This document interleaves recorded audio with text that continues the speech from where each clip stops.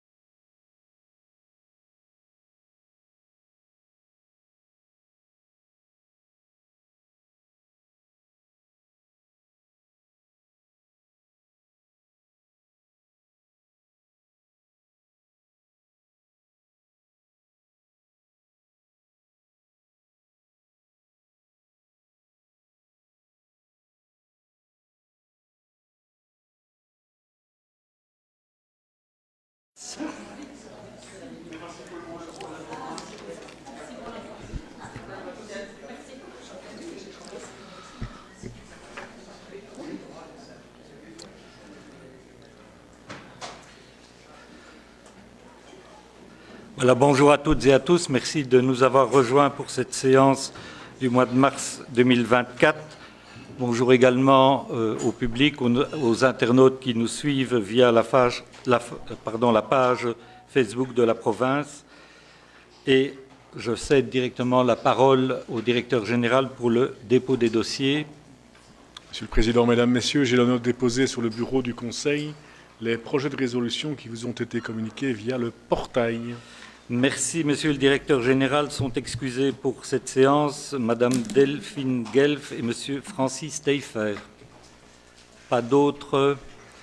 Et on m'a signalé arrivée tardive de Karine Bonjean et Véronique. Donc, elles nous rejoindront en cours de séance. Alors, à notre ordre du jour, une question de Jessica Maillon, conseillère provinciale, et qui nous parle de l'impact de la fusion des communes de Bastogne et de Bertogne sur le pôle territorial. Je vois d'ailleurs que Jessica a revêti pour la circonstance la couleur de nos sièges de notre Assemblée. Aucun mérite pour lui, parce que c'est quand même moi qui lui ai fait la remarque. C'est pour ça que je me suis permis, Jessica. Nous t'écoutons. On peut dire aussi que le mauve, c'est le mélange du bleu et du rouge, c'est-à-dire les deux couleurs de Bastogne, en fait. Si on continue comme ça, il y a moyen de trouver plein de choses. On ne rentrera pas dans le football. Hein. Je n'ai pas à notre parlé de ordre du football. jour. Bon. Bon, un peu de sérieux. Madame la députée, chère Nathalie, les pôles territoriaux, on le sait tous, ont été créés dans le but de favoriser, moyennement des aménagements raisonnables, l'inclusion ou le maintien dans l'enseignement ordinaire d'élèves présentant des besoins spécifiques et à encourager l'intégration totale ou partielle d'élèves relevant de l'enseignement spécialisé, leur intégration donc dans l'enseignement ordinaire. Nous avons déjà souligné à plusieurs reprises au sein de cette Assemblée la qualité du travail réalisé au sein du service enseignement de la province et depuis la création du pôle provincial CECP Luxembourg. Diverses administrations communales ont fait le choix de rejoindre le pôle territorial de la province de Luxembourg, dont l'administration communale de Bertogne. Par contre, l'administration communale de Bastogne a rejoint un autre pôle qui, plus est, relève d'un autre réseau, et en l'occurrence le pôle territorial Mardasson-Bastogne. Or, dans quelques mois, quelques semaines, ces deux communes vont fusionner. Un des deux pouvoirs organisateurs va donc disparaître, va être absorbé par l'autre. Et s'il est vrai qu'un pouvoir organisateur peut tout à fait décider d'affilier une partie de ses écoles dans un pôle territorial et une autre partie dans un autre pôle, j'ai vérifié, c'est très rare, mais c'est le cas par exemple d'une commune dans l'arrondissement de Ouiwarem. Ce n'est pas fréquent du tout. En province de Luxembourg, aucune administration communale, sauf erreur de ma part, n'a conclu de convention avec deux pôles territoriaux différents. Et donc, je me suis posé diverses questions et les voici. Quelle est la part des élèves des écoles communales de Bertogne par rapport à la taille totale du pôle territorial provincial, sachant que la taille minimale pour le créer était de 12 300 élèves, on en a parlé à plusieurs reprises. Combien d'élèves fréquentant les écoles communales de Bertogne bénéficient d'un suivi par le pôle provincial CECP Luxembourg? Combien de points représentent-ils et à combien de périodes donnent droit ces points? Qu'en sera-t-il de la validité de la convention établie entre la commune de Bertogne et le pôle territorial provincial quand le pouvoir organisateur bertognard disparaîtra? Quelles seront les conséquences, s'il y en a, de la fusion des communes de Bastogne et de Bertogne sur le pôle provincial et sur les élèves, surtout, à besoins spécifiques actuellement suivis, puisque l'essentiel, c'est quand même le suivi des élèves? Et quel sera l'impact sur les équivalents temps plein présents dans le pôle? Et enfin, pouvez-vous nous informer des démarches que vous avez entreprises sur ce sujet avec les communes de Bastogne et de Bertogne, mais également avec l'administration générale de l'enseignement et le CECP? Merci. Merci Jessica. Nathalie. Voilà.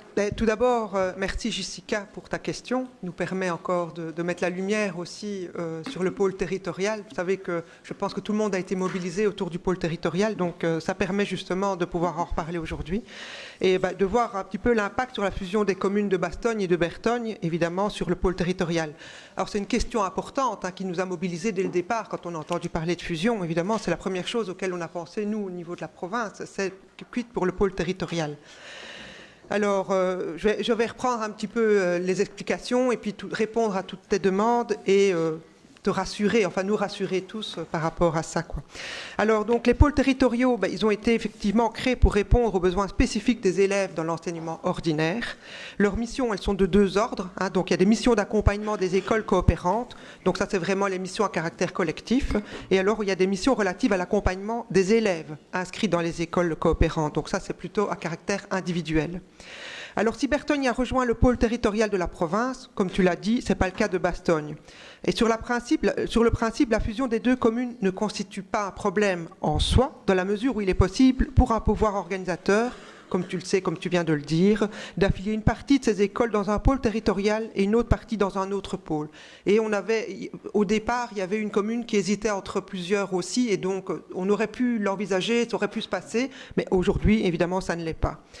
Alors actuellement, le nombre total d'élèves scolarisés dans nos écoles coopérantes, donc ça au 15 janvier 2023, c'est de 12 497, sachant que la taille minimale pour créer un pôle était à l'époque de 12 300. Alors le pouvoir organisateur de Bertogne comptabilise 384 élèves en date du 15 janvier 2023, ce qui représente à peu près 3% des élèves scolarisés dans nos écoles coopérantes. Depuis la mise en place du pôle territorial provincial, celui-ci a été sollicité pour 7 élèves scolarisés dans les écoles communales de Bertogne. Soutien dans la rédaction du protocole d'aménagement raisonnable, mise en place d'un outil informatique avec un suivi individuel pour 2 élèves, mise à disposition d'outils et dispense de conseils. Une élève présentant un trouble sensorimoteur est également suivie de manière individuelle. De plus, une classe maternelle bénéficie d'un soutien à raison d'une matinée par semaine. Un membre de notre pôle territorial apporte son aide dans la gestion de la classe qui comptabilise quelques élèves à besoins spécifiques. Chaque élève représentant un point. Le pouvoir organisateur de Bertogne rapporte donc 384 points, auxquels s'ajoutent ceux générés par l'élève présentant un trouble sensorimoteur, 35 points cette année. Donc ces points donnent droit actuellement à environ 17 périodes. La durée de la convention de coopération est toujours identique à celle du contrat d'objectif de l'école siège du pôle territorial. Donc en ce qui nous concerne, il s'agit de l'école provinciale de Haite, dont le contrat d'objectif se terminera à la fin août 2027. La date d'échéance du contrat d'objectif correspond aussi à la durée de vie d'un pôle, puisque c'est à cette date que le pôle territorial sera renouvelé. Depuis son lancement, le pôle territorial provincial se distingue par sa grande qualité de fonctionnement, comme en témoignent non seulement les retours élogieux du CECP, mais aussi les résultats très positifs de l'enquête de satisfaction qui a été menée auprès des directions des écoles coopérantes. Alors la question, si les écoles du pouvoir organisateur actuel de Bertogne étaient contraintes à ne plus coopérer avec notre pôle, à l'issue, évidemment, on parle en 2027, cela pourrait mettre à mal le pôle territorial provincial comme n'importe quelle autre commune, oserais-je dire. Parce que si une autre commune nous quitte, d'ailleurs, ce sera la même situation, si on s'en tient compte uniquement d'un critère arithmétique. Mais cela impacterait aussi, avant tout négativement, les élèves de Bertogne, qui sont actuellement suivis, puisqu'il y aurait une rupture de prise en charge avec le personnel qu'ils ont appris à connaître, à faire confiance et à apprécier. Il est par ailleurs aussi à souligner que le pôle territorial provincial privilégie une approche pluridisciplinaire dans la mise en œuvre de ses suivis grâce à la multidisciplinarité de son équipe, composée d'enseignants, de logopèdes, neuropsychologues, qui n'est pas le cas partout, psychologues, ergothérapeutes et puéricultrices. À savoir aussi, ça on l'a su dès le départ, on a cette richesse d'avoir des services en interne à la province qui ont vraiment une expertise au niveau des enfants différents. Et donc là aussi, c'est quelque chose qui est fort appréciable. Je prends un exemple concret, Alter Ego, qui a vraiment une spécificité au niveau des troubles autistiques ou des troubles 10, donne des formations et les enseignants des écoles coopérantes ont une priorité et peuvent suivre aussi. Donc voilà, c'est des choses qui bénéficient en plus. Alors, en matière d'emploi, une équipe est composée de 16 équivalents temps plein. Et à ta question, si le pôle territorial provincial continuait à fonctionner sans les écoles de Bertogne, il devrait le faire à environ un 400e équivalent temps plein en moins. Alors, à noter toutefois que les communes qui n'ont pas choisi initialement le pôle territorial provincial ont toujours aussi la possibilité de le rejoindre. Depuis l'annonce de la fusion entre les deux communes, M. Laurent Guillot, directeur du secteur enseignement, a multiplié les contacts à cet égard avec le département institutionnel du CECP, qui s'est montré très attentif et a fait remonter ces éléments à l'administration de la Fédération Wallonie-Bruxelles. J'ai de mon côté pris des contacts avec les communes directement de Bertogne et Bastogne en les sensibilisant à la situation. Mais de toute façon, on ne peut pas quitter le pôle jusqu'en mois d'août 2027. Et c'est après, mais qui peut présager de ce qui se passera après? Enfin, l'équipe du pôle territorial poursuit avec professionnalisme ses missions avec Bertogne, comme elle le fait avec les autres communes coopérantes. De nouveaux projets sont prêts à être menés à Bertogne comme ailleurs, dont notamment Vie ma vie de 10, visant à présenter les différents troubles de l'apprentissage, des outils qui peuvent être mettre en place dans les classes. Voilà, j'espère avoir pu répondre et te rassurer par rapport à tes interrogations. Et je reste à ta disposition. Voilà. Oui, merci beaucoup. Effectivement, c'est rassurant parce que, voilà, je pense que au moment de la création du décret fusion, on n'a certainement pas imaginé qu'un PO pouvait disparaître, et ça va être le cas. Et donc, oui, c'est rassurant parce que c'est le suivi des élèves qui est en jeu. Et donc, savoir qu'il y a au moins jusqu'à 2027 le suivi qui sera bien assuré, bien mis en place et qui sera dans la continuité de ce qui existe pour le moment pour les élèves, c'est bien évidemment rassurant. Alors, une petite chose, je voudrais apporter une petite nuance. Je pense qu'on le sait que l'enseignement, c'est une des matières que j'affectionne particulièrement. Et c'est vrai que le décret des pôles territoriaux, c'est un décret qui est en train de faire ses maladies de jeunesse. Il y a pas mal de travail qui est effectué actuellement, dont le fait de pouvoir prévoir 10% par rapport au renouvellement du pôle, oui. 10% de dérogation, pour justement que tout le travail qui a été réalisé et qui est tous les efforts qui sont réalisés par les équipes pour mettre en place le pôle ne soient pas anéantis d'ici quelques années parce qu'il y a le couperet qui tombe. Et donc c'est vrai qu'il y a 3 pôles au niveau de la Fédération Wallonie-Bruxelles qui sont très petits, 2 au CECP, 1 au CEGEC. Et donc ça c'est déjà aussi relativement rassurant pour la poursuite du pôle, quelle que soit la décision par rapport aux écoles de la commune actuelle de Bertogne. Et ça c'est peut-être un message aussi qui peut être passé à tous les collègues, c'est que voilà, il faut être attentif, mais il y a quand même déjà des petits dispositifs d'ajustement qui sont pris actuellement. Et puis, je te rejoins en tout cas sur le fait que finalement, on est tous des ambassadeurs du travail réalisé par le pôle territorial provincial. On l'a dit à plusieurs reprises que le travail est de qualité et je pense qu'il y a plusieurs communes qui peuvent en témoigner, enfin en tout cas plusieurs conseillers issus de communes qui ont rejoint le pôle qui peuvent en témoigner. Et donc à nous de porter le message finalement peut-être dans les communes qui n'ont pas encore rejoint, mais aussi peut-être à tout un chacun qui a un lien avec l'organisation de l'enseignement dans sa commune, à continuer à faire du travail de qualité au sein de chaque école communale, puisque ça a bien été dit, c'est chaque élève qui est membre d'une école coopérante, qui rapporte des points et qui contribue au total. Donc c'est vraiment peut-être le message qui doit prendre le dessus aujourd'hui, c'est de se dire que on a tous un petit rôle à jouer là-dedans, dans l'épanouissement du pôle, mais surtout, parce que c'est bien là l'essentiel, dans le suivi des élèves qui en ont besoin. Merci Jessica. Nous pouvons passer à l'appel nominal par vote électronique.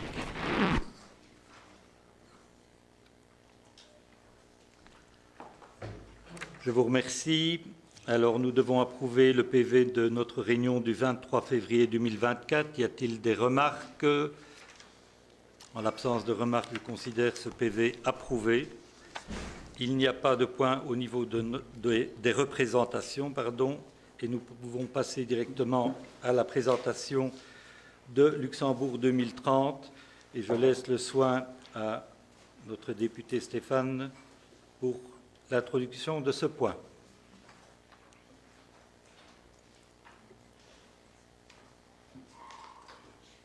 Voilà, bonjour à toutes et à tous, chers collègues.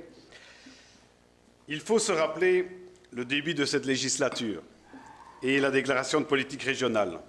En effet, une nouvelle compétence est donnée aux provinces, financer les zones de secours à la place des communes. Pour y faire face, et donc assumer les décisions du gouvernement wallon, la province du Luxembourg a dégagé depuis maintenant plus de 4 ans un budget conséquent et en constante progression. Il est de plus de 12,5 millions en 2024. Il a fallu à cet effet mettre en place différentes mesures structurelles pour dégager des économies tout en recherchant l'efficience de nos missions. L'institution provinciale y a eu l'occasion de se réinventer et de recentrer ses actions et ses priorités dans les nombreux projets qu'elle mène dans de nombreux domaines, principalement au profit de nos citoyens et des communes. En parallèle, pour mener à bien cette transition de fond, une task force a été créée. Elle était composée des membres de chaque groupe politique représenté au sein de notre Assemblée. Son objectif fut d'analyser la situation pour recentrer les missions premières et prioritaires de la province. Le but est d'être présent là où les autres niveaux de pouvoir ne sont pas et d'apporter une plus-value propre à la province.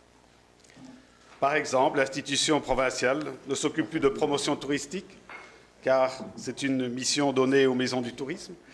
Et au niveau de l'économie, on a focalisé notre attention sur les métiers en pénurie. Rappelons que les grands domaines d'intervention de la province de Luxembourg sont l'inclusion des personnes en situation de handicap, la lutte contre la pénurie des métiers de la santé, le réseau hospitalier de notre province, l'amélioration de la qualité de vie des personnes à faible revenu, le soutien à la promotion et la valorisation du monde agricole, la promotion des métiers en pénurie, les cours d'eau et services techniques et l'accompagnement des opérateurs touristiques. La province apporte en outre également un soutien de 4 millions d'euros aux communes pour leur permettre de réaliser des projets d'investissement. Les jalons ainsi posés, l'exécutif provincial a pu constater que les efforts ont été salutaires et que la perspective de la province de Luxembourg 2024 était fixée. Je vous renvoie notamment à notre fascicule, qui est disponible d'ailleurs sur le site Internet et qui reprend les grands domaines d'action de notre institution. La DPR de 2019 mentionnait également que, et je cite, « Dans la perspective d'une simplification institutionnelle, le gouvernement chargera un groupe de travail composé des groupes politiques du Parlement de Wallonie et des acteurs concernés d'étudier une réforme des provinces, des intercommunales et des structures apparentées, centrée sur la supracommunalité. Une attention toute particulière sera recherchée quant au rapport qualité-coût des services provinciaux rendus. Malheureusement, nous attendons toujours cette démarche, qui aurait certainement permis d'éclaircir le paysage des structures locales et supracommunales de notre région, en évitant d'en créer encore des nouvelles. Je suppose que vous avez entendu parler de bassin de vie ou encore d'autres termes comme pépinière. Dès lors, estimant ne plus pouvoir se permettre d'attendre, le Collège provincial a ainsi voulu initier une réflexion plus large, vers un horizon un peu plus lointain, pas trop éloigné, car notre monde bouge tellement vite. Et cette démarche, nous avons appelé Luxembourg 2030. L'objectif était de réfléchir à notre action et d'identifier les besoins, notamment auprès de nos partenaires privilégiés que sont les communes. Le Collège a voulu accompagner ce travail par un soutien académique et nous avons ainsi pu être soutenus par le professeur Grandjean, professeur à la faculté de droit, de sciences politiques et de criminologie de l'Université de Liège. Il est également le président du département de sciences politiques depuis octobre 2012. Le processus et les différentes étapes ont été présentés au bureau et au conseil. En premier lieu, le collège provincial s'est rendu dans les 44 communes du territoire, à la rencontre des collèges communaux. Ces rencontres ont eu lieu entre mai et juillet 2023. Les retours, plus que constructifs, ont souligné l'importance du travail réalisé dans les communes par nos agents provinciaux. Les mandataires communaux ont également mis en évidence la nécessité des services rendus par la province. Services qui ne peuvent pas être pris en charge ni financièrement, ni humainement par les communes. Ces différentes réflexions ont abouti sur une première synthèse, reprenant les données relatives aux actions supracommunales provinciales et l'identification des actions à élaborer et à mettre en œuvre. En septembre 2023, des rencontres ont de nouveau été organisées par arrondissement avec tous les mandataires communaux pour poursuivre les échanges et faire de nouvelles propositions. Enfin, une rencontre avec l'intercommunalité des Luxe a été organisée en ce début d'année. Le fruit de toutes ces réflexions, échanges, vous a été transmis en début de ce mois et va vous être présenté par le professeur Grandjean dans son rapport final. Ce n'est pas spoiler ce rapport que déjà de vous dire qu'il ne serait pas inattendu que le professeur Grandjean nous parle d'une certaine spécificité luxembourgeoise.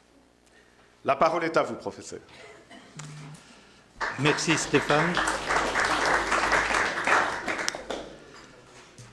Bienvenue, professeur. Nous vous écoutons.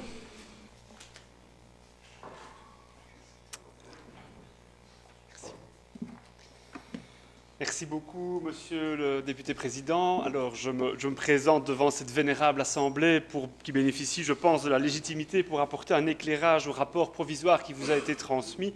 Et je vais être relativement court puisque je ne compte pas détailler tout dans les détails. Je compte sur votre lecture pour pouvoir me poser des questions par la suite ou interpeller éventuellement les membres du collège dans le cadre de cette recherche. Vous avez ici le diagramme qui reprend la temporalité qui nous a permis de mener ce travail. Ça a été mentionné juste avant par rapport aux différentes rencontres, notamment la consultation d'une série de données et les rédactions progressives de ces différentes parties du rapport que vous avez sous les yeux. Alors, ça a été précisé également avant, les rencontres de mai-juin ont permis de récolter de premières données, mais je voudrais d'abord placer un contexte qui est celui du cadrage juridique et historique, finalement, de la question de la supracommunalité, à travers les deux schémas que vous avez sur les écrans. En effet, quand on fait une analyse du cadrage juridique et historique de la supracommunalité dans le droit belge et singulièrement dans le droit wallon, ainsi que de l'intercommunalité, on se rend compte qu'il y a bien deux dynamiques différentes. D'une part, il y a une volonté de favoriser l'association et les projets associatifs des communes dans le cadre de l'intercommunalité, cette idée que l'association se fait par le bas. Et d'autre part, il y a une volonté, depuis déjà un certain temps, d'imposer des associations communes dans le cadre d'une supracommunalité qui serait envisagée par le haut. Alors, la province de Luxembourg est concernée d'une manière ou d'une autre par ces deux types de projets d'association, puisque si on pense par exemple à Idelux, Vivalia ou encore à la Clé, il y a bien là une volonté d'envisager une association de communes par le bas, alors qu'à l'inverse, les zones de police ou la zone de secours a été imposée en partie par le haut. La question qui se pose avec les réformes institutionnelles, c'est de savoir si finalement la supracommunalité, à terme, ne pourrait pas remplacer ce modèle. Ça a été dit juste avant, la région wallonne dans sa DPR et le gouvernement wallon dans sa DPR voulaient avancer. Un rapport scientifique avait été proposé il y a maintenant plus d'un an, mais nous n'avons pas, de ce point de vue-là, véritablement avancé. Cette supracommunalité, elle serait finalement un mélange des deux, c'est-à-dire cette idée que d'une part, on pourrait créer des collectivités supracommunales, pour reprendre les termes de la Constitution, qui sont imposées par le haut, et en même temps avoir des collectivités supracommunales qui découlent d'une impulsion par le bas. C'est un peu avec cette définition, finalement, qu'on a commencé cette recherche et qu'on s'est posé la question de la pertinence. Quelle est finalement la pertinence des institutions supracommunales sur le territoire luxembourgeois? Et en effet, la spécificité luxembourgeoise a d'emblée été mise en avant parce que d'autres études l'avaient déjà mentionné par le passé. Alors, pour répondre à ces spécificités, eh bien, on a en effet, en tout cas le collège a en effet pu identifier, grâce aux rencontres avec les différents collèges communaux, toute une série d'actions, de domaines d'action que l'on peut considérer comme supracommunales, avec chaque fois des exemples. Vous avez ces 14 domaines d'action qui se trouvent dans le rapport aux pages 19 à 27. Je ne vais donc pas les détailler, si ce n'est insister sur certains éléments, comme par exemple la question de l'eau, comme par exemple la question du service technique, comme par exemple le fonds d'impulsion supracommunal, entre autres. Ces différents domaines, c'est finalement à la fois ce que fait la province et ce qui est légitimé par les acteurs locaux, puisque les différentes communes comptent sur la province pour mener une série d'actions supracommunales. Et on le voit singulièrement dans la deuxième partie du rapport qui a consisté à classifier les actions supracommunales menées par la province de Luxembourg à partir des données budgétaires. Ces informations, elles sont disponibles également dans le rapport à partir de la page 29, ce qui a permis d'envisager 6 types d'actions supracommunales menées par la province de Luxembourg. Ces 6 types d'actions supracommunales, elles ont été identifiées sur la base de 2 critères. D'une part, où se trouve le niveau de décision et le niveau d'exécution ou d'action des décisions. Est-ce que c'est au niveau provincial, est-ce que c'est au niveau communal, voire au niveau privé? Et le deuxième critère, c'est la question du financement. Qui finance ces actions? Est-ce que c'est la province? Est-ce que ce sont les communes? Est-ce que ce sont les autorités supérieures? Et sur base de ces 2 critères, on a pu se rendre compte que les différentes matières ou actions qui sont menées par la province de Luxembourg peuvent ou non rentrer dans ces 6 cases, le reste n'étant pas classifié comme actions supracommunales. Les premières actions supracommunales sont celles qui sont directement rémunérées. C'est l'idée que les communes n'ont pas la capacité de mettre en œuvre opérationnellement ces actions et elles vont donc compter sur la province de Luxembourg. Et il va y avoir un service qui va être mis en place moyennant une rémunération. Autrement dit, c'est bien la province qui, en termes de décision, est à la manœuvre, mais les communes vont également participer au financement aux côtés de la province. C'est par exemple, dans ce cadre-ci, les formations données par l'école provinciale d'administration ou encore les services rendus par le service technique. Je ne vois absolument rien sur les écrans, mais ça n'est pas grave. Ça me permettra de tester si je connais mon rapport. Deuxième type d'action supracommunale, les actions supracommunales gratuites. C'est l'idée que il y a là des actions qui sont menées par la province de Luxembourg qui a décidé d'en faire bénéficier gratuitement les communes. On peut par exemple penser aux centrales de marché qui sont mises en place par la province de Luxembourg. Les centrales de marché public, comme je le dis toujours, la province n'offre pas les marchés publics, elle offre la possibilité à un moment donné de bénéficier de cette centrale qui rassemble ces marchés. Troisième type d'action supracommunale, ce sont les actions supracommunales légales. Autrement dit, la province se voit attribuer certaines compétences et elle met en œuvre ces compétences à partir d'un financement qui est un financement qui vient à la fois des autorités supérieures, mais également de la province de Luxembourg. Et là, vous avez par exemple les formations qui sont mises en œuvre en termes de filière feu par la province de Luxembourg. Quatrième type d'action supracommunale, ce sont les actions supracommunales subventionnées d'intérêt provincial. Ce sont des actions où la province s'estime la mieux placée pour agir en sa qualité d'autorité en quelque sorte supracommunale. Et elle va donc décider d'une série de mesures, par exemple en termes de bibliothèque centrale.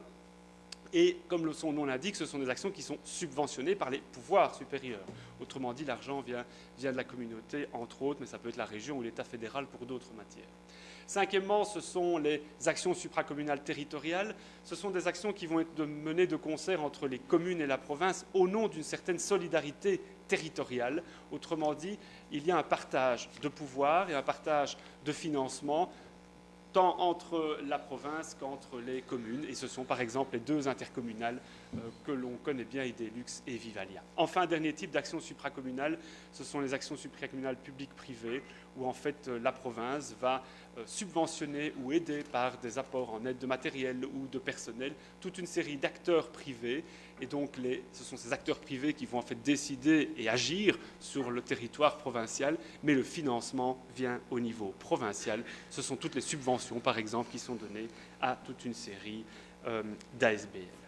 Alors quand on regarde finalement l'ensemble de ces actions que l'on peut catégoriser comme supracommunales, eh bien on se rend compte que sur la base du budget ordinaire de 2023, on a travaillé sur ce budget-là, 139 actions sont considérées comme étant supracommunales, ce qui représente 58,6% du budget de la province de Luxembourg.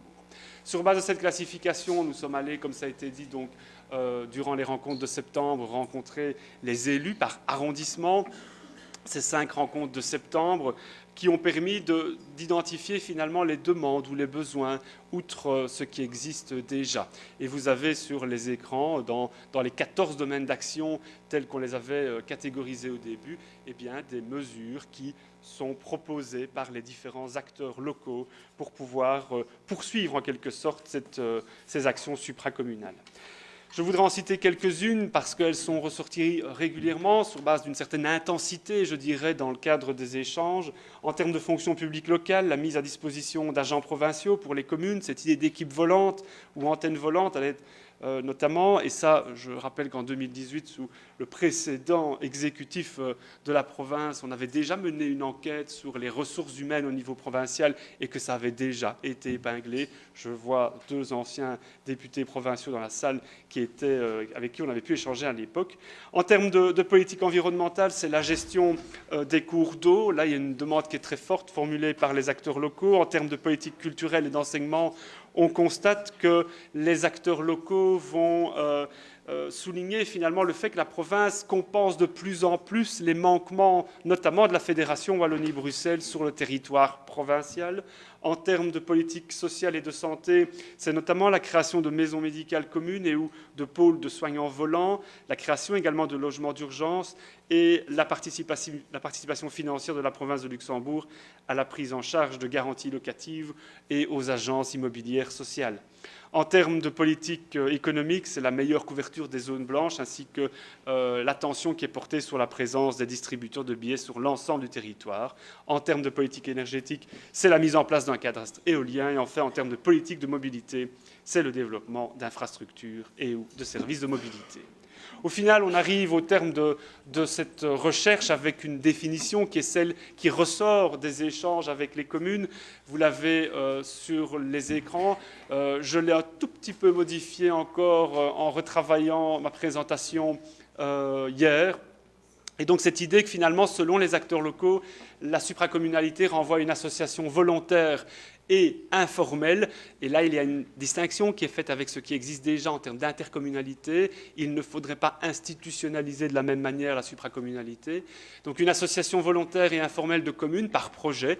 Autrement dit, il est possible que l'ensemble du territoire provincial ne soit pas couvert par des projets supracommunaux dans lesquels les communes conservent leurs compétences en acceptant toutefois que celles-ci puissent être exercées par une institution supracommunale. Autrement dit, on sent bien que par rapport à la vision que je vous présentais au début d'un transfert de compétences vers une institution supracommunale, on n'est pas encore à ce stade-ci dans une perspective de transfert de compétences, mais davantage dans un transfert de l'exercice de la compétence. Pour conclure, et ainsi je m'arrêterai là, il semble, au terme de ce travail, finalement, que la création d'institutions supracommunales en province de Luxembourg s'avère superfétatoire, comme nous l'indiquons dans le rapport, puisque les actions provinciales sont forcément supracommunales en raison du contexte spécifique de cette province. L'institution provinciale constitue la véritable colonne vertébrale de l'action publique locale. Toutefois, la supracommunalité ne se résume pas à l'action provinciale, les communes pouvant elles-mêmes mener des projets supracommunaux sans la province du Luxembourg. Dès lors, je voudrais conclure, mesdames et messieurs les conseillers, avec une touche d'humour, un brin cynique, qui a pour objectif de susciter, je l'espère, une discussion. Est-ce qu'on ne pourrait pas, au final, faire un parallèle entre l'histoire de la supracommunalité en région wallonne et le film Le Guépard de Visconti? J'ai parfois des idées étranges, vous m'en excuserez, j'ai conseillé. Film dans lequel Tancrède Falconeri, interprété par Alain Delon, a cette fameuse réplique, je le cite, « Il faut que tout change pour que rien ne change ». Je vous remercie.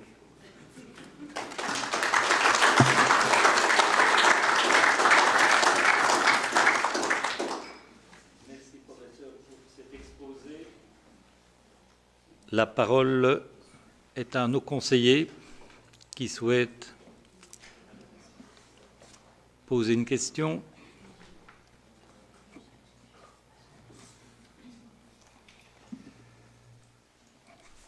Élie. Oui, merci, Monsieur le Président. Voilà, je souhaitais, pour avoir rencontré à plusieurs reprises le professeur Grandjean, franchement le remercier pour son travail, mais aussi pour son enthousiasme. Je pense qu'à chaque fois qu'on a eu l'occasion d'être en discussion avec lui, j'ai senti, et d'ailleurs sa conclusion le reflète bien, cette volonté d'être un véritable partenaire pour notre institution provinciale et de faire en sorte que celle-ci soit mise en valeur à l'égard de la population luxembourgeoise, mais aussi à l'égard des mandataires communaux. Donc j'ai pu participer à 2 reprises à des rencontres avec ces mandataires et j'ai, je dirais, à 2 reprises, été surpris, parfois par la méconnaissance du rôle que joue la province au niveau des mandataires communaux.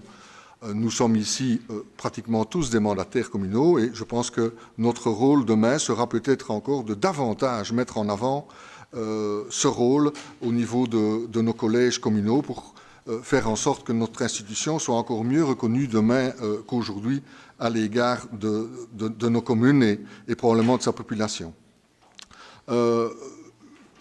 J'ai aussi, je voulais faire une petite remarque à l'égard de Stéphane quand il a commencé son introduction, lorsqu'il a dit la province finance les zones de secours, c'est une petite parenthèse, hein, mon cher Stéphane, finance les zones de secours à la place des communes.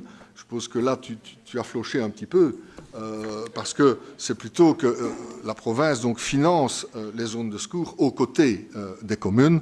Je me paraît être important de corriger. Et si tu avais ajouté à la place du fédéral, moi, ça m'aurait fait plaisir. Mais bon, voilà. Oui. Mais en tout cas, sache que c'est le mandataire communal qui parle. Pour les communes, ça coûte encore un peu des sous. Donc la province ne remplace pas encore totalement les communes dans le financement des zones de secours. Mais c'est une petite parenthèse, mon cher Stéphane. Donc ne lis pas toujours ce qui est mis dans la DPR, parce que sinon, ça risque de nous donner quelques surprises. Alors, on a aussi, vous avez commencé votre débat dans le rôle que les communes continuent à jouer dans le domaine de la santé, donc aux côtés de la province, dans le domaine de la sécurité, aux côtés de la province, dans le domaine du développement économique, dans le domaine de l'environnement aussi, pas uniquement dans le domaine de l'eau, mais dans tout ce qui est gestion des déchets. Je pense que ce partenariat, il est véritablement à mettre en avant parce qu'il est unique. Il n'y a qu'en province de Luxembourg où les intercommunales travaillent avec l'institution provinciale dans son entièreté et dans la totalité de son territoire. Alors j'ai beaucoup apprécié aussi la classification au niveau des types d'actions, les actions rémunérées, enfin toutes ces définitions-là, moi, je m'y retrouve vraiment. Donc les actions rémunérées, les actions gratuites, les actions légales, les subventionnées d'intérêt provincial, les territoriales et les actions publiques-privées. En tout cas, moi, ça a bien remis en place la vision que l'on pouvait avoir du rôle de la province à l'égard des 6 actions qui ont été définies par vous, chers professeurs. Les rencontres aussi, dont vous avez rappelé la pertinence, pour moi, en tout cas, elles ont été riches, ces rencontres. Elles ont été riches en échanges et aussi en commentaires et découvertes diverses, comme j'ai eu l'occasion de le rappeler.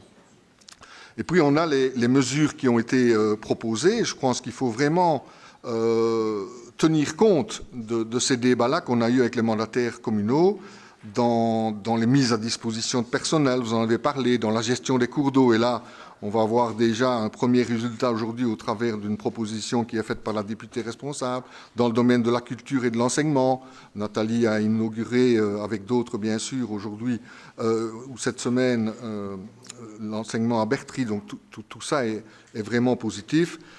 Tout ce qui est pôle soignant, on revient aussi avec la fonction logement. Ça m'a parfois étonné aussi au niveau des rencontres qu'on a eues et on sent le besoin dans les communes de créer ces logements d'urgence, ces logements et donc alors que nos compétences dans ce domaine-là, elles sont nulles ou en tout cas c'est la volonté de la région wallonne de ne plus nous donner des compétences dans un domaine comme celui-là et on sent la nécessité au niveau des communes d'être aidées à cet égard-là.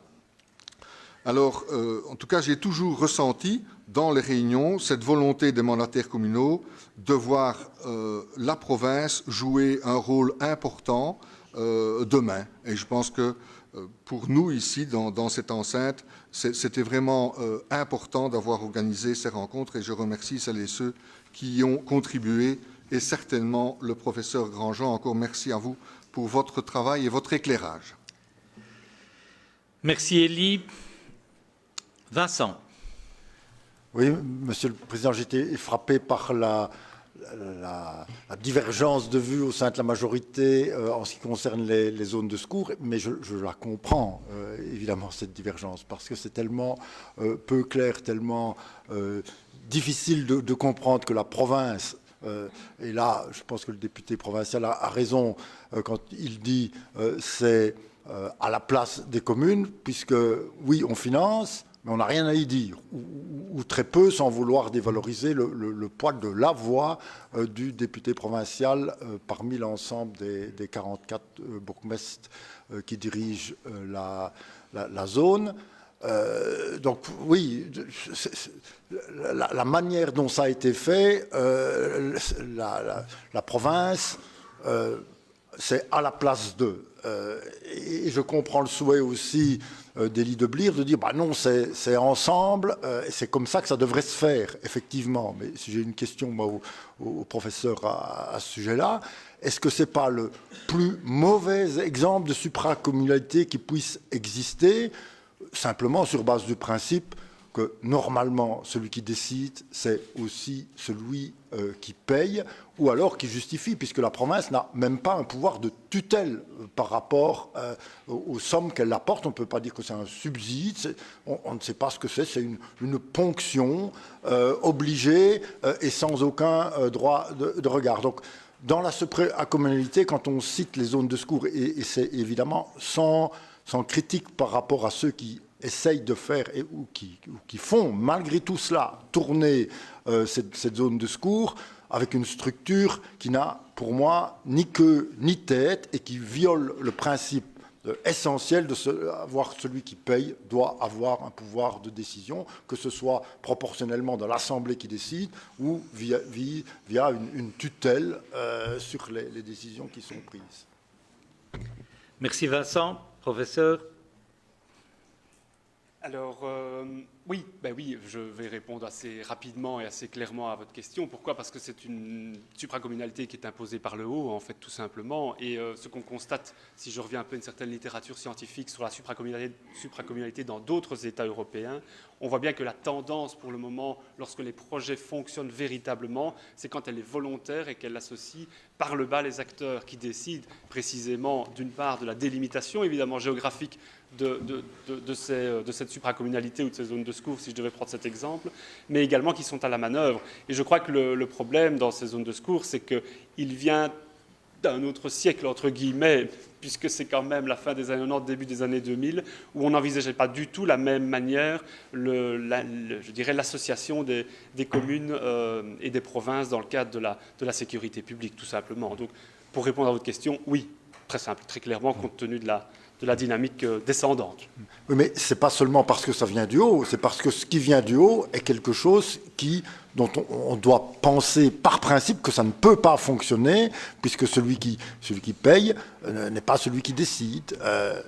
Voilà, donc ça pourrait encore venir du haut et être cohérent, mais ce n'est malheureusement pas le cas.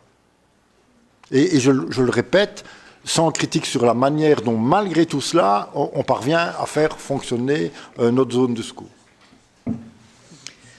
Merci Stéphane. Oui, juste sur le sujet, rappelez Élie, donc j'ai repris la DPR parce qu'elle prévoyait évidemment un financement global, de la reprise totale du financement communal des zones de secours par la province. Et puis, heureusement, il y a eu un dialogue avec la région qui a quand même met un état des lieux par rapport aux possibilités financières des provinces et de permettre qu'il y ait un financement commun, que ce soit communal et provincial, puisqu'on arrive maintenant à peu près dans chaque province à un financement à 50-50, si on peut dire. On verra bien l'évolution, évidemment, mais il était clair qu'il devait y avoir un dialogue par rapport à ce financement. Par rapport à l'organisation, on connaît la problématique, c'est que la région demande aux provinces de financer une matière qui est fédérale. Donc soyons clairs, il n'y a normalement pas d'obligation pour les provinces de le faire. Bon, évidemment, c'est un accord tacite entre le pouvoir provincial et régional de financer les zones de secours, mais il n'y aurait pas d'obligation en soi. Mais évidemment, le but, c'est d'avancer et de progresser, parce qu'on pense aussi que la gestion des zones de secours, et là, malheureusement, il faudrait modifier la loi fédérale, c'est que les provinces y prennent, évidemment, en région wallonne, une importance plus grande et un pouvoir de décision, parce que c'est une matière qui, clairement, doit dépasser les limites communales, et même un peu plus loin, parce que quand on voit qu'on met parfois des casernes à la limite de frontières provinciales, ou à 5 km l'une de l'autre, ça n'a pas de sens en soi. Donc il faut une vision un peu plus globale aussi de l'organisation des zones de secours. Mais donc clairement, pour moi, c'est une matière qui doit être reprise par les provinces, en tout cas un pouvoir supracommunal dans l'organisation des zones de secours. Merci Stéphane. D'autres demandes de parole? Je pense qu'on peut clôturer ici ce point. Oui, je pense que ce rapport tombe à un mauvais moment de la mandature. Je pense qu'il aurait été utile au début de la mandature, parce que ça aurait permis d'orienter le travail. Maintenant, on peut dire peut-être que ça servira à négocier une nouvelle déclaration de politique régionale, alimenter les débats, informer les partis des options et peut-être de l'expérience luxembourgeoise, qui dans ce sens-là est intéressant, apporte des éléments intéressants dans le rapport. Maintenant, je trouve que le rapport ne m'a pas vraiment surpris par son contenu. Je vois encore une fois une absence de vision politique finalement sur les différents secteurs dans lesquels on travaille. On se retrouve dans le chapitre 2, comme l'a dit le professeur Grandjean, avec une liste de 139 actions qui vont un peu dans tous les sens et dans lesquelles pratiquement on n'a pas mentionné Vivalia, Idélux, le CER. Tout ça semble inexistant dans la politique, dans ce qui pourrait être la politique agricole, de santé, d'économie. Et pourtant, on y consacre 7 millions.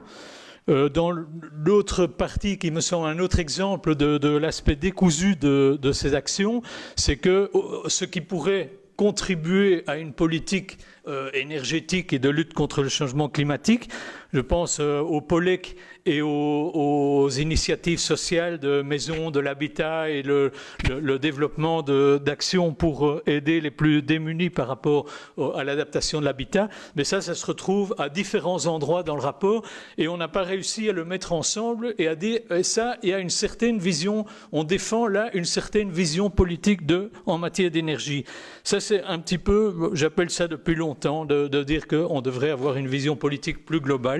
Et je pense dans ce sens qu'il y a une conclusion qui me semble enfin, je résume très fort une conclusion du rapport qui me semble intéressante et prometteuse, sur laquelle on pourrait peut-être travailler, c'est que la province pourrait, je paraphrase certainement, fédérer une certaine vision territoriale, cohérente. Et alors je dis, en matière de santé, d'agriculture, d'économie, de culture, tous ces domaines dans lesquels on intervient, en ne se limitant pas à ce qu'on est capable de faire aux moyens limités dont on dispose, mais en disant, voilà, on peut obtenir des subsides, on peut défendre une spécificité luxembourgeoise, on peut faire certains plaidoyers aux différents niveaux de pouvoir pour dire, attention, il y a un manque par rapport à notre territoire. Tout ça, ça nous manque parce qu'on n'a pas cette vision, on n'a pas du tout une vision consensuelle. Je dirais peut-être au niveau agriculture, quand on a fait une motion sur l'agriculture, on a réussi à créer un certain consensus avec des sensibilités très différentes, mais on a quand même défini quelque chose. Je trouve que ça devrait vraiment s'inscrire chaque fois dans une politique. Et cette absence de politique nous amène aussi à être un peu schizophrénique, ou à dire, voilà, avec la main gauche, on ignore ce qu'on fait avec la main droite. Et j'en prendrai pour exemple, de nouveau, on défend l'agriculture locale et l'agriculture avec nos terres qui sont quand même quelque chose de précieux dans la province. Et pendant ce temps-là, on est en train d'occuper des bonnes terres pour faire un parc d'activité économique ou un hôpital. Ça, ce sont des éléments qui font, je crois qu'on pourrait être beaucoup plus cohérent. Maintenant, c'est pour une prochaine mandature, ce n'est pas pour cette fois-ci. Merci. Alors, peut-être l'absence de vision politique, je ne sais pas si tu es au courant, mais normalement, la semaine prochaine, le gouvernement wallon va octroyer des centaines de millions à la province de Luxembourg pour faire une offre hospitalière de qualité sur notre territoire. Alors je ne sais pas si pour toi, ce n'est pas une vision, en tout cas de développement. En tout cas, je pense qu'aller chercher des subsides, c'est quand même le fait de pouvoir le faire et d'avoir vraiment un énorme projet porteur. Alors ici, le but, ce n'est pas une déclaration de politique générale, hein, le document que l'on a fait ici. C'était justement essayer d'avoir une vision par les actions supracommunales que l'on mène avec nos partenaires. Et donc je pense que des projets, nous en avons et d'envergure. Voilà, merci. D'autres demandes d'intervention? Eh bien, je propose de clôturer ici. Oui. Est-ce que je peux, Monsieur le Président, juste adresser quelques remerciements? Je vous en prie. Parce que je voudrais quand même vous dire que ce rapport, c'est une œuvre collective et je m'en voudrais de ne pas remercier tout d'abord Maxime Manroth pour la rigueur avec laquelle il m'a permis de cheminer dans les données. N'oublions pas d'ailleurs, Monsieur Manroth, que vous êtes désormais docteur en droit grâce à cette aventure. Vous pourrez lui demander pourquoi après. Monsieur Goffinet, je voulais également vous remercier pour la communauté de pensée que nous partageons sur les institutions. Vos analyses sont toujours fines et éclairantes et vous faites constamment dialoguer, je trouve, modestie et puissance intellectuelle. Et enfin, je voudrais remercier les 4 membres du collège. Cette aventure partagée a commencé avec un peu de claquement de porte, mais la trajectoire a été poursuivie et au gré des rencontres communales d'arrondissement. Je voudrais quand même vous dire que pour un professeur, et je le dis parfois à mes collègues qui ne comprennent pas parce qu'ils sont dans leur tour d'ivoire, c'est toujours un plaisir et c'est enthousiasmant de se confronter au terrain parce que c'est bien plus dur de faire ça et de venir ici. J'ai eu beaucoup plus peur de venir devant le conseil provincial que d'aller à un colloque au Canada où en fait j'ai pas de questions. Et donc, ça, les collègues ne le comprennent pas. Et donc, c'est enthousiasmant de m'avoir permis, une fois de plus, de me confronter à ce terrain luxembourgeois qui est tellement riche dans sa diversité. C'est aussi une certaine complicité humaine qu'on a collectivement développée au gré des rencontres, des restaurants de l'Orval, à tel point que j'exige même, lors des soirées du gouverneur, qu'il y ait de l'Orval. Et je voudrais vous remercier pour votre confiance. Vous savez que j'ai 2 objectifs dans ma courte vie, faire rayonner ma province natale et placer ma ville d'adoption au cœur de l'Europe. Alors le chemin est encore long, hein. Mais on y arrivera, on y arrivera. Voilà, je voulais vous remercier. Voilà, merci.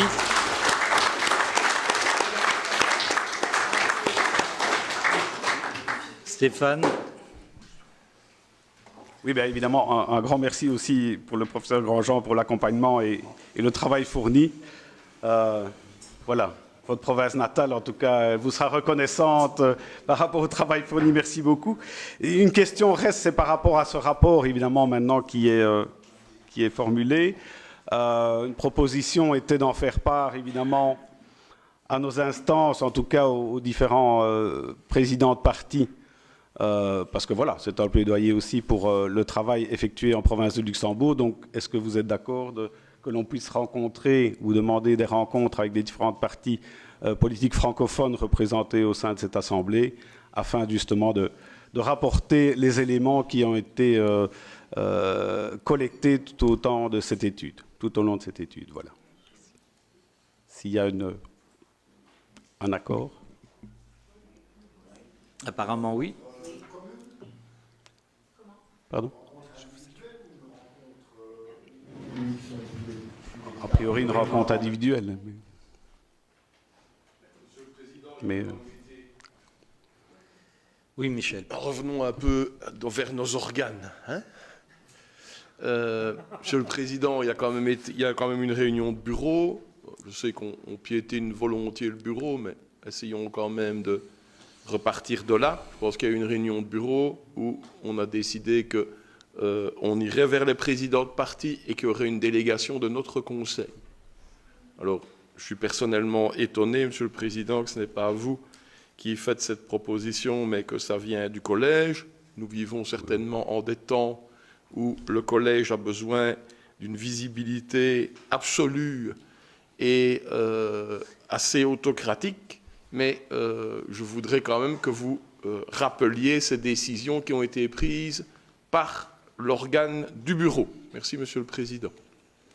Bien entendu, Michel Niveira. Coralie. Merci. Oui, effectivement, personne n'est amnésique par rapport à la discussion du 23 février, à laquelle nous avions aussi discuté avec le professeur et où nous étions quittés sur la méthode. Donc, si la question est posée par le président du collège, c'est parce qu'entre-temps, effectivement, nous avons fait le nécessaire pour qu'un projet de courrier soit prévu pour les présidents des 4 partis représentés au Conseil provincial. Et voilà, notre interrogation, c'est est-ce que cela émane de la province en tant que telle ou est-ce que les 4 chefs de groupe au Conseil souhaitent le signer? C'est plutôt formel, hein, la discussion qu'on a maintenant par rapport au contact à prendre, mais sur le fait d'en prendre un, on était effectivement parti là-dessus suite à la discussion du bureau, donc il n'y a pas de méprise à ce sujet. Mais ça dépend de ce que les chefs de groupe souhaitent, et ça, on n'a pas pris de mesures entre-temps. Michel. Monsieur, je ne vais pas faire le travail du président. Le président, il a assisté à notre réunion, il sait quelle est la philosophie exposée par les groupes politiques. Voilà, moi je demande l'application stricte de ça. Et donc, s'il y a des courriers qui doivent partir, j'imagine que ça émanera de l'ensemble du monde politique luxembourgeois. Ou est-ce qu'une nouvelle fois, vous allez faire le choix de faire quelque chose finalement en dehors de tous les partis politiques? Voilà, ça, vous choisissez, hein, on verra à l'avenir qui aura raison. Donc si je reprends la philosophie qu'on avait développée en bureau, c'était quand même d'associer l'ensemble des partis politiques de notre Assemblée. Stéphane, peut-être? Oui, mais évidemment, comme le disait Coralie, hein, ici, enfin, je ne pense pas que le bureau soit un organe de décision, et donc il était bien que chacun membre du Conseil soit d'accord sur la perspective que l'on donnait au rapport ici, et donc si tout le monde est OK, il n'y a pas de souci, et les modalités seront respectées comme décidé. N'est pas un organe décisionnel au sein de notre Assemblée, Monsieur le Président? Mais pas par rapport au fait je de pose la la décision question, du rapport. excusez-moi, Hein. je pose la question au Président. C'est important, ça. Si, tout à fait. Merci, Monsieur le Président, pour votre réponse qui vous honore. Monsieur le Président du Collège provincial, ferait bien... Je dis par rapport ici à la décision de l'envoi du rapport. Je ne pense pas que c'est le bureau qui doit décider. Mais... Thérèse. Oui, moi je voulais simplement parler de l'association des provinces wallonnes. Donc le travail qui a été fait ici est vraiment spécifique à la province de Luxembourg. Vous êtes représentés, nous sommes représentés à l'APOE aussi. L'APOE défend bien sûr à fond les provinces. Donc je suppose qu'il y aura une communication ou en tout cas que vous porterez aussi ce travail à l'APOE. Oui, bien évidemment, nos collègues sont au courant de la démarche entreprise au niveau du Luxembourg et nous communiquerons évidemment les résultats et le rapport qui a été fourni. Bien évidemment, le but, c'est que chacun... il y a quand même un travail de groupe de défense des provinces. Il y a un mémorandum, comme vous l'avez vu, qui est sorti au niveau des provinces et également un mémorandum commun avec l'Union des villes et communes de Wallonie par rapport, évidemment, aux formations politiques pour la formation du prochain gouvernement. Et donc ici, rentre dans cet aspect-là de défense des entités provinciales. Voilà, on peut clôturer sur cette prise de parole et je vous propose de passer au point suivant. On vous propose de renouveler le contrat de gestion avec l'intercommunalité Luxe Développement pour les années 2024 à 2026. Il y a eu quelques modifications apportées par rapport au précédent contrat de gestion. Coralie, si tu veux nous... Merci, Monsieur le Président. Oui, donc nous avions effectivement déjà un contrat de gestion pour les années 2021 à 2023 avec l'intercommunal dont nous venons de parler par ailleurs dans le rapport sur la supracommunalité. De manière formelle, des adaptations sont apportées pour la période 24-26 sur un aspect principalement assez technique. C'est lié aussi à l'évolution du Code des sociétés auquel Idelux a dû se conformer et faire évoluer également ses statuts fin de l'année dernière. Donc à 2-3 endroits, on a des modifications techniques.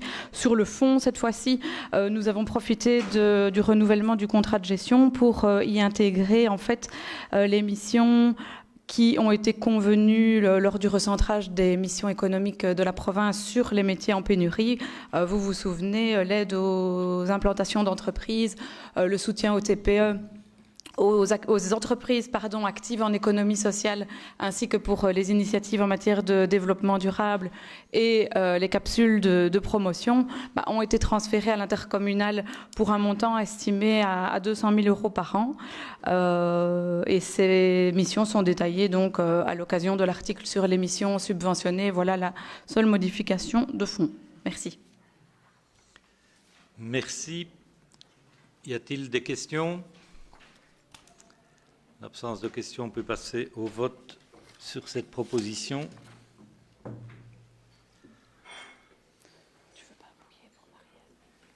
Fermeture des votes, unanimité. Je vous remercie.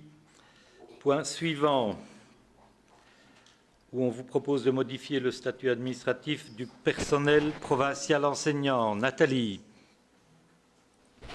Oui, merci. Voilà, ça fait de nombreuses années que la province Luxembourg dispose au sein de ses équipes des membres du personnel non subventionné, donc ils engagent sur fonds propres et qui sont...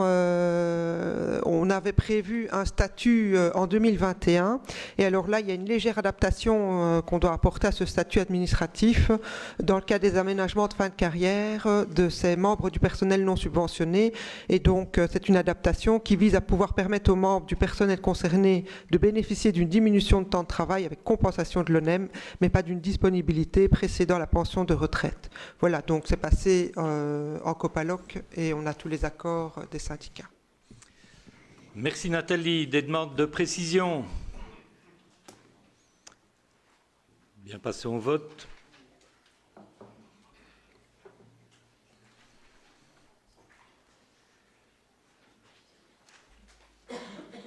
Fermeture des votes, unanimité, je vous remercie. Point suivant, on vous propose de modifier le cadre organique du personnel provincial. À ce titre, je tiens à vous informer que nous avons reçu les accords des syndicats ce midi et ces accords se trouvent dans votre phare de travail. Stéphane. Oui, merci Monsieur le Président. Donc voilà, ici on fait une modification du cadre qui va correspondre à la nouvelle organisation de l'institution provinciale, principalement pour deux créations de services centraux, si on peut dire, qui sont la cellule communication.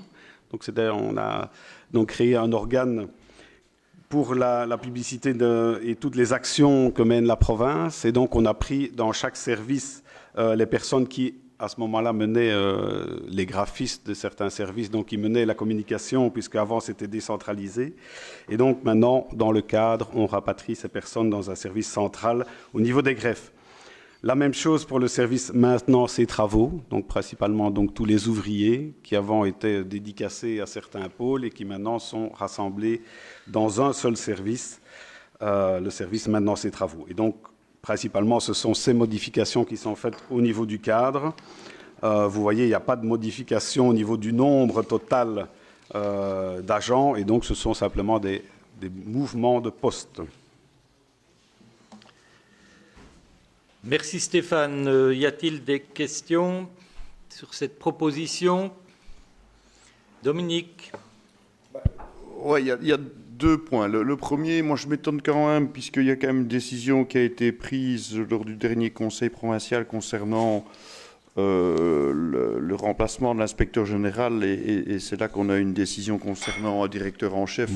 Et vous aviez exigé, et nous on trouvait que ce n'était pas normal que ce soit uniquement réservé aux ingénieurs civils.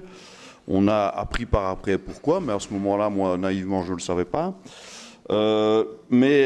Donc ici, la question que je me pose quand même, est-il normal, et je m'adresse plutôt au directeur général, que la modification du cadre intervienne après cette décision? Moi, j'avais l'impression qu'on devait plutôt modifier le cadre avant de nous présenter cette décision. Oui, en fait, ce n'était pas tout à fait le même objet. Le mois dernier, c'était la création dans le statut du cheminement pour aboutir à ce poste qu'on créait. Et ici, c'est sa matérialisation dans le cadre. Ce sont deux décisions totalement connexes, évidemment. C'est ça, voilà. Mais, oui, ça a une logique, ça, c'est oui. logique. Oui, d'accord. Et alors le deuxième point, et là je m'adresse plutôt à Stéphane, au président du collège et au collège en général. Moi je constate quand même qu'il y a clairement un refus de la CSC et il y a un accord conditionné de la CGSP. Donc dans ces conditions-là, il y a juridiquement, et là je m'adresse à nouveau peut-être aussi quand même au directeur général, est-ce que ça crée quand même pas un souci? N'eût-il pas fallu d'abord avoir l'accord de la tutelle pour que l'accord conditionné de la CGSP soit effectivement considéré comme un accord réel? Et là, alors nous avions bel et bien 2 syndicats sur 3 qui étaient d'accord et c'était bon. Mais là, je suis un peu... Ça me semble quand même un peu étonnant de nous demander notre décision maintenant, alors qu'un des 2 syndicats a bel et bien conditionné son accord à une position de la tutelle et que nous n'avons pas cette position de la tutelle. Oui, mais donc ça repose encore sur la création du poste d'asset que nous avons passé la fois dernière, où il y avait déjà un non-accord au niveau des syndicats. Oui. Donc nous sommes dans la même position actuellement. Donc c'est le seul poste qui pose un peu problème pour les syndicats, mais je veux dire, la dernière fois on l'a voté aussi, et donc nous votons le cadre dans la même logique. Ben, vous l'avez voté, nous on ne l'a pas voté. Hein. Que les choses soient claires. Hein. Mais c'est pour ça que je me permets de reposer les questions. Mais donc voilà, on est dans la même position syndicale. Évidemment, le retour de la tutelle n'est pas encore fait, mais voilà, on agira de la sorte. Merci. D'autres demandes de parole? Donc, Michel. Bien compris. Hein, pudiquement, monsieur le directeur général a parlé de cheminement. Je pense qu'on crée une autoroute. Hein, pas un cheminement. On a bien compris maintenant la volonté du collège d'amener une personne à l'endroit indiqué au fil des remarques qui ont pu être faites par le conseil, au fil des différentes qualités au niveau des diplômes. On peut aussi évidemment déplorer que tout ça se fasse à quelques encablures de la fin de la législature, que ça va engager évidemment la prochaine législature, et donc pour toutes ces raisons, on va s'opposer avec force à ce point. Merci Michel. Passons au vote.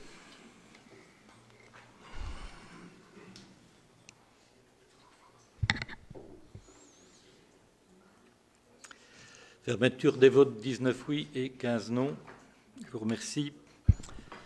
Nous passons au point culte et laïcité concernant la mosquée de Marchand-Famenne. Dans un premier point, le budget 2024 et l'autre, le compte 2023. Stéphane. Oui, je ne sais pas dans quel ordre on doit les prendre, mais évidemment, c'est donc 2 points qui concernent la mosquée de Marche. Voilà, ben, au niveau du compte 2023, il n'y a aucune remarque de nos services et donc on propose d'émettre un avis favorable. Donc avec un compte qui se clôture par un bénéfice de 1 906 € au lieu de 1 656. Pardon, il y a juste une rectification au niveau du poste traitement des autres employés où il y a une différence de 240 €. Pardon. Donc, on demande d'émettre un avis favorable moyennant la modification sur ce poste. Et au niveau du budget 2024, là, il n'y a aucune remarque qui a été mise et donc on vous propose d'approuver le budget de la mosquée de Marche pour 2024. Merci Stéphane. Des questions? Alors, on va tout d'abord voter sur le budget. Ouverture des votes.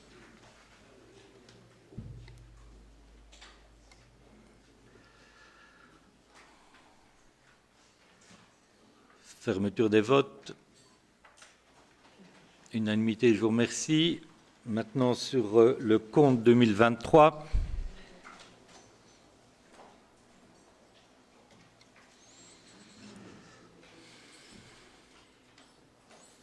Vote, s'il vous plaît.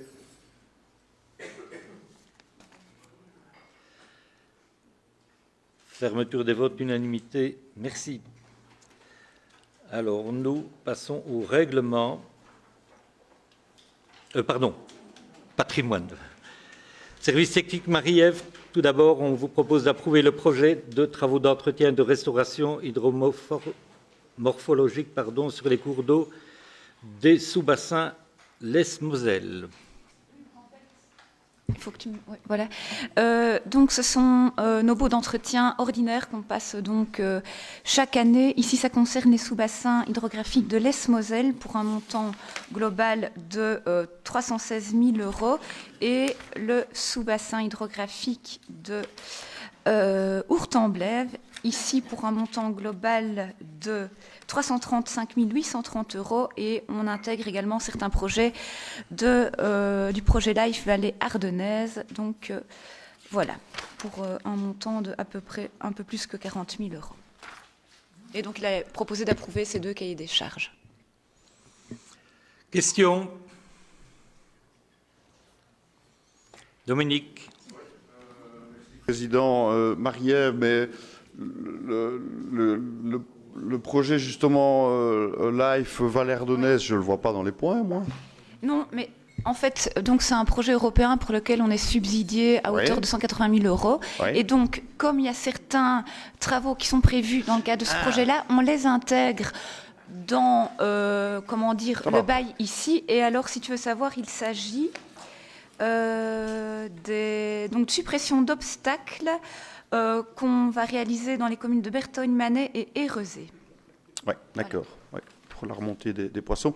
Et alors, j'avais quand même une question plus précise et qui concerne plutôt les contrats de rivière. Oui. J'ai assisté, en fait, il y a 15 jours, 3 semaines, à une réunion concernant le contrat Rivière-Ourthe où a été présenté les comptes 23 et le budget 24. Et ils ont indiqué qu'ils avaient bel et bien reçu un subside de la province, oui, mais pour une seule année, et eux ont compris que c'était pour l'année 2024. Et moi, j'ai le souvenir précis que, oui, notamment suite à notre demande d'Olivier et moi-même, tu avais indiqué lors de la session budgétaire qu'effectivement, non seulement tu prévoyais un budget pour les contrats Rivière-Ourthe pour le budget 24, mais qu'au surplus, tu avais aussi indiqué que tu prévoyais aussi un subside pour 23. De mémoire, ils avaient introduit une demande pour 3 années, et donc c'était un montant global, enfin il faut que je vérifie, qu'ils avaient demandé à toucher à partir de 2024, mais on avait anticipé l'octroi du subside en 2023. De mémoire, mais je peux vérifier. Ah ben moi j'avais compris qu'ils auraient 23 aussi, donc oui, il faudrait en tout cas leur préciser les choses. Oui, oui, oui. Parce que moi j'étais mal à l'aise par rapport aux informations, et j'ai le souvenir aussi que tout ça était dans la presse. Donc il faut à minima leur dire exactement ce à quoi ils ont droit. Donc moi j'avais compris, mais j'ai peut-être mal compris, que c'était 24 certains et 23 parce que tu avais des possibilités financières. Alors, j'ai peut-être mal compris, et voilà, mais en tout cas, il faut qu'eux sachent exactement ce à quoi ils ont droit.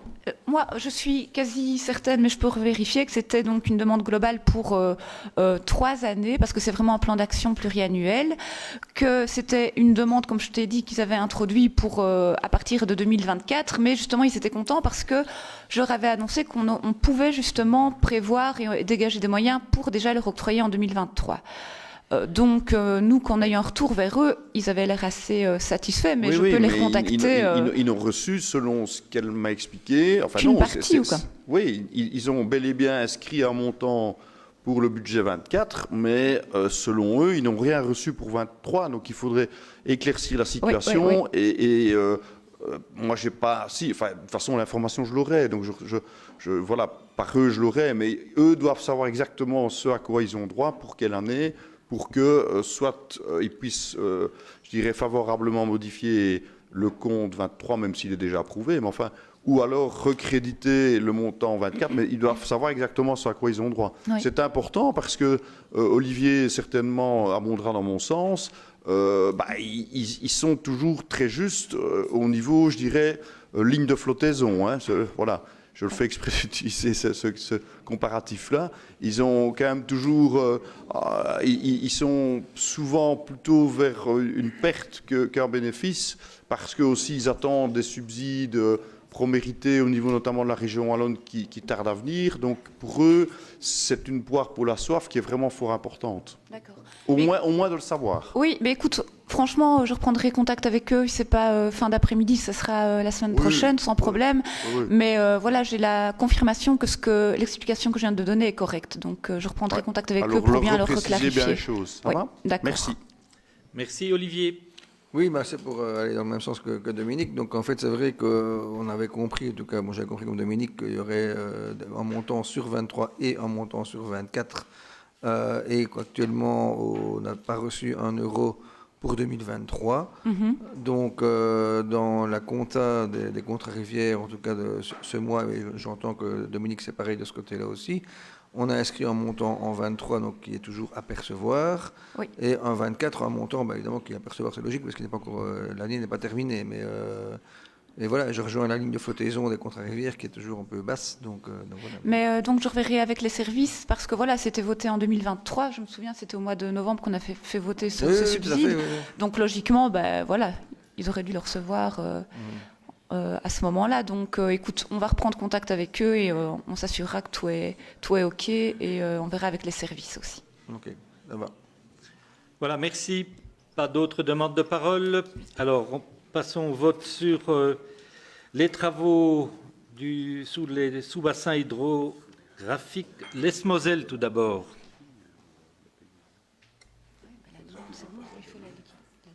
Vote, s'il vous plaît. Unanimité, je vous remercie. Maintenant, sur Ourthe-en-Blève.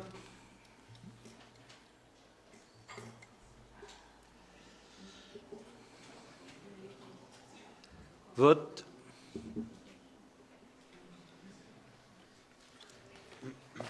Unanimité, je vous remercie. Passons au point règlement. Coralie nous présente le premier règlement relatif à l'appel à projet pour l'équipement des collectivités apicoles. Coralie. Voilà, comme évoqué au moment du budget notamment, il était prévu de soutenir un peu plus spécifiquement cette année le secteur de l'apiculture en province de Luxembourg qui se déploie pas mal. On compte aussi, en plus des apiculteurs individuels et du petit millier de ruches qui sont effectivement déclarées dans notre province, 14 sections ainsi que, ruchers, écoles qui déploient leur expertise pour pouvoir aussi permettre aux apiculteurs de mieux s'y connaître et de mieux exercer leur passion. Ici, dans le cadre de l'appel à projet qui est proposé, ça vise de l'équipement à mettre en commun et donc à mutualiser pour la période de récolte notamment. Ça pourrait être au niveau des investissements du matériel d'extraction, du matériel de désoperculation. On ne va pas rentrer dans les détails, mais c'est du matériel qui typiquement est utilisé par les apiculteurs 1 ou 2 fois par an. Et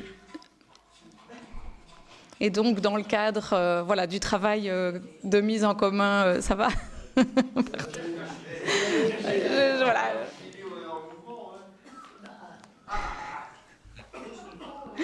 Pour une fois que ce n'est pas mon GSM qui se déclenche de manière intempestive, c'est le tien. Qu'est-ce que je disais ? Voilà, donc une proposition de règlement pour un soutien à l'investissement à hauteur de 1 000 € avec le critère de maximum 50% de l'investissement, des équipements tels que je viens de les citer. Actuellement, la limite du budget disponible est de 15 000 € et les projets doivent être rentrés moyennant un formulaire que nous avons tenté de faire le plus simple possible, mais quand même complet par rapport au projet en tant que tel et par rapport à l'exercice de mutualisation du matériel tel qu'il sera acquis par la collectivité apicole, que ce soit une section ou que ce soit un rucher école qui a des locaux éventuellement. Il n'y a qu'un projet en province de Luxembourg actuellement qui existe de miellerie collective. Il a été soutenu par des fonds leaders à Bastogne, au centre de Michamp, par le parc naturel Haute-sur-Forêt d'Anlier également. Et donc, si d'autres outils étaient comme ça disponibles sur la province, ça pourrait soutenir les apiculteurs dans leur bassin de vie. Merci Coralie. Des demandes de précision sur ce point. Dominique. Oui, ben voilà, donc je crois qu'en soi c'est un beau projet, hein, mais je suis quand même étonné du montant budgétaire inscrit par rapport au montant maximum. Oui, c'est peut-être moi qui étais trop vite dans la lecture, mais je vois 15 000 € inscrits et 1 000 € par projet, donc je me dis que c'est peut-être quand même pas beaucoup de projets, mais voilà. Je viens de citer le nombre de structures éligibles. Je viens de citer le nombre de structures éligibles, 14 sections et 8 écoles. Ce qui veut dire aussi qu'il peut y avoir des projets qui peuvent être soutenus à moins de 2 000 €. Donc, oui. Si les projets étaient de moins de 2 000 € et donc ils pourraient être soutenus à hauteur de moins de 1 000 € par la province et que tout le monde en rentrait, voilà, c'est avec des si. En fonction des projets rentrés, on pourra estimer les choses. Mais dans un premier temps, avec 22 structures éligibles et un montant de 15 000 €, ça nous a paru. A l'air bon. Ouais. Ça nous a paru. Merci. Voilà. Merci. Pas d'autres demandes de parole. Passons au vote.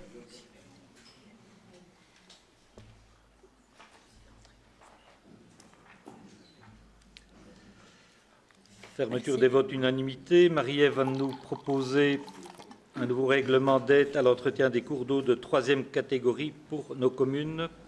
Oui. Donc, vous le savez, la province intervient déjà de manière indirecte depuis de nombreuses années déjà donc sur les cours d'eau communaux. Donc c'est vrai qu'il y a déjà diverses actions qui ont déjà vu le jour pour aider les communes tant financièrement que de manière opérationnelle. Et c'est vrai que le contexte des inondations a encore accentué, on va dire, la nécessité d'aider les communes. C'est pour ça qu'on avait mis en place les assises provinciales des cours d'eau, qu'on a développé des partenariats avec Idélux et les contrats de rivière pour monter des projets de zones d'immersion temporaire, qu'on a débloqué des budgets à l'extraordinaire assez importants pour tous des travaux de réparation en urgence et en extrême urgence, mais également qu'on a financé donc des études hydrauliques. Et donc cette nécessité d'aider encore les communes, comme le professeur Grandjean l'a dit tout à l'heure, a encore été vraiment relevée, qu'on a fait le tour de toutes les communes en mai et en juin passé. Et donc c'est pour ça que dans ce cadre-là, dans notre politique de supracommunalité, on a vraiment voulu pouvoir apporter une nouvelle aide, on va dire substantielle, pour répondre à ces défis, aller encore un pas plus loin. Et c'est pour ça qu'on propose d'allouer un montant annuel d'aide de 220 000 € à répéter sur 4 ans pour justement soutenir l'entretien des cours d'eau communaux. Et donc finalement, c'est une aide de 20 000 € maximum par commune. Et l'idée, c'est de pouvoir réaliser directement les travaux sur les cours d'eau communaux. Donc, de manière pratique, la province va assumer l'intégralité du processus. Donc, ça inclut la passation, l'exécution et le paiement des travaux. Et la commune devra donc, elle, participer à la sélection des travaux qu'elle veut voir réalisés et alors à rembourser 50% du coût des travaux réalisés. Au niveau pratique, les travaux qui seront concernés, ce sont des travaux relatifs à l'hydromorphologie et à la libre circulation des poissons. Donc, c'est tout ce qui est levée d'obstacles dans les cours d'eau, c'est le nettoyage et le curage, la collecte des débris, des branchages, l'entretien et la petite réparation des ouvrages et la consolidation des berges. On peut également citer l'entretien et l'élimination de la végétation et alors la petite réparation et le renforcement des digues. Par contre, on exclut tous les travaux d'approfondissement, d'élargissement, donc en fait tout ce qui modifie le lit mineur du cours d'eau et qui supprime ou crée donc de tels cours d'eau, et alors les travaux extraordinaires de construction de zones d'immersion temporaire, par exemple, donc pour lutter contre les inondations. Donc, comme je l'ai dit concrètement, c'est une aide de 20 000 € maximum par commune et sur une période de 4 ans. Donc, s'il y a la logique du 1 € communal pour 1 € provincial. Et comme je l'ai dit, l'objectif, c'est vraiment de travailler de manière progressive et donc d'assurer finalement l'ensemble de l'entretien et le finaliser donc des cours d'eau communaux dans une perspective de 4 ans. Au niveau des modalités, comme je vous l'ai dit, on a vraiment voulu faciliter un maximum la vie des communes et donc la gestion complète du processus et donc du marché public sera assurée par la province. La commune concrètement devra approuver une convention donc relative à cette aide, devra donc comme je l'ai dit compléter un formulaire pour recenser les travaux d'entretien, participera au choix des travaux à réaliser et donc remboursera comme je l'ai dit 50% du coût des travaux. Donc une fois que nous au niveau provincial on aura reçu les demandes des communes, notre service cours d'eau va vraiment faire une analyse sur base de critères, donc la nécessité et l'urgence des travaux, pour définir vraiment l'ordre de priorité d'intervention. Il y aurait également des rencontres sur le terrain, donc dans les communes, pour, on va dire, valider et planifier les travaux. Et donc, ensuite de ça, il y a le cahier des charges qui sera dressé et la procédure de marché public qui sera lancée. Donc voilà, la commune reste bien évidemment l'autorité gestionnaire des cours d'eau. Alors, on a reçu l'accord de la tutelle par rapport à ce dispositif le 27 mars dernier. Et donc, il est proposé ici de marquer accord sur le projet de règlement, mais également sur les documents qui seront mis à disposition des communes, donc à savoir la convention à conclure donc, avec la province, le modèle de décision clé en main qu'on propose également aux communes. Et donc, voilà. Et je remercie en tout cas l'ensemble du Conseil provincial pour les discussions constructives qu'on a eues en commission par rapport à ce projet-là. Merci Marie-Ève. Y a-t-il des questions?